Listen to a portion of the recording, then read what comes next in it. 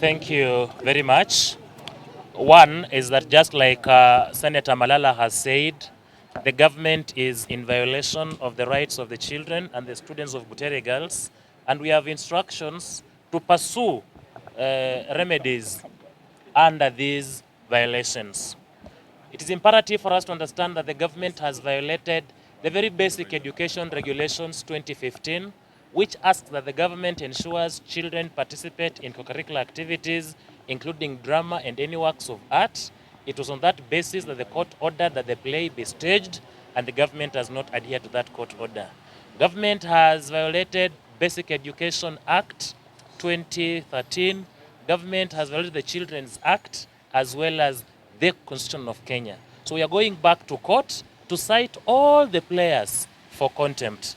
In law, ignorance is no defense, and all people who are involved in this will face the consequences of the law. Right from the principal Butere girls, who was issuing unconstitutional, illegal, and retrogressive directions from the time the students left up to the time they were ordered to go back to Butere, to the regional director of Education Western Province, who acted out of ignorance in implementing the orders of his bosses, to the PS, all of them, the heads must roll. If we do not get justice from the Kenyan executive, because the judiciary has already done justice by allowing the play and issuing the orders that have been disobeyed. We are, as a state now, we are in violation of our international obligations, observing the treaties that we have signed and executing them in good faith under the doctrine of Pacta Sunt Servanda, that honor the provisions of the treaties that you've signed in utmost good faith. We have violated the provisions on the Convention on the Rights of the Child, as well as the provisions from the African Charter on the Rights and Welfare of the Children. We have international remedies that we are going to pursue to ensure that these children are compensated, that our state actors are condemned, and they lose international credibility. I want to thank Senator Malala for standing strong, even in the wake of blackmail, in the wake of frustrations, to ensure that the rights of the children are upheld. And as he has rightly said, we have a reason we call the house on the hill State House. It is not a state home, it's a state house. Every Kenyan reasonably can access that state house and do what the regulations require them to do. We will be moving to court for contempt, and we will be saying that the orders of this court were not respected. And even if the drama festivals are ended, it must be ordered that Butere girls students be given an ample opportunity to stage this play to the public and any other Kenyan who might have been interested in watching it. And if Kenyans sitting at such a forum approve it, then it will have to move to State House and be presented in gala posthumously. Even if you died on a voting day, you can still become an MP posthumously before a by-election is held. I then invite my learned senior, the Honorable Eugene Wamalwa, with whom we've worked together to also comment on this subject. Thank you. Wakili Bushega. Okay. Thank you for this opportunity. My name is Busiega. One, the right, the freedom of expression as captured under Article 33 of the Constitution of Kenya is explicit. The same had been given sound and basis by the courts of law, Lady Justice Okwanyi.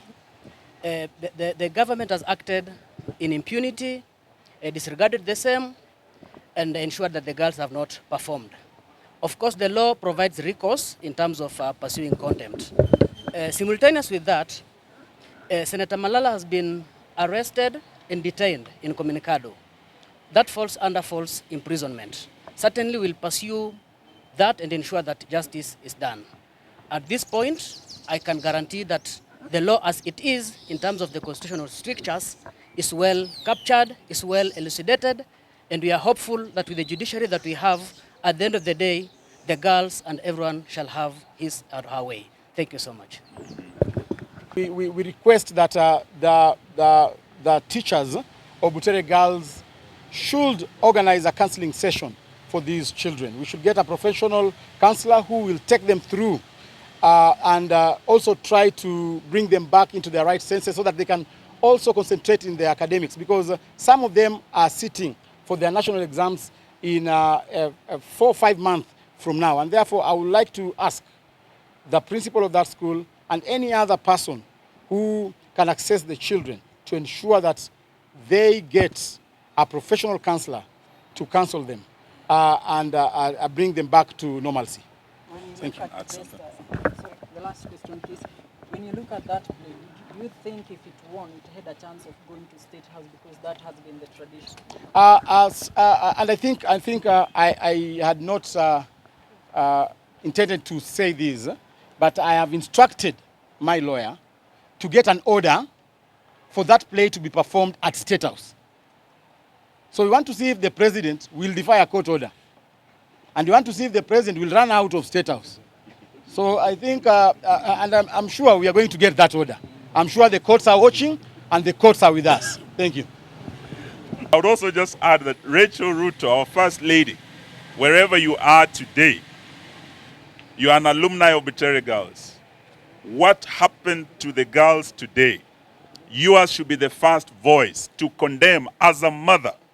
Those girls should not have been traumatized the way they were, and they should not be crying on their way back to Butere.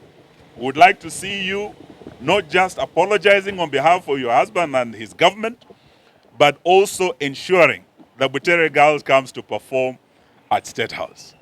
Let it not be, don't be like Marie Antoinette, who was saying when she heard noises outside the gate, that if there is no bread, why can't they eat cake?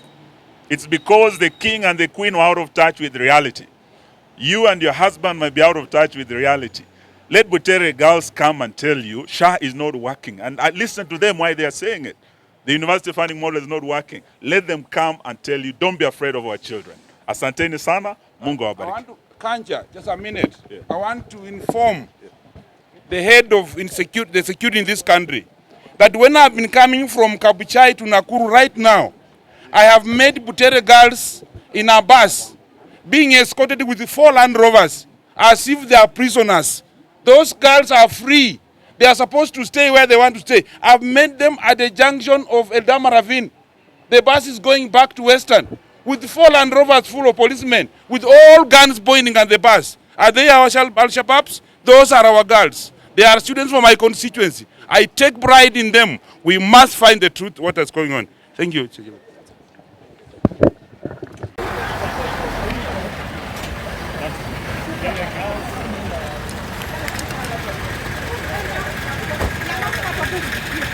Yeah,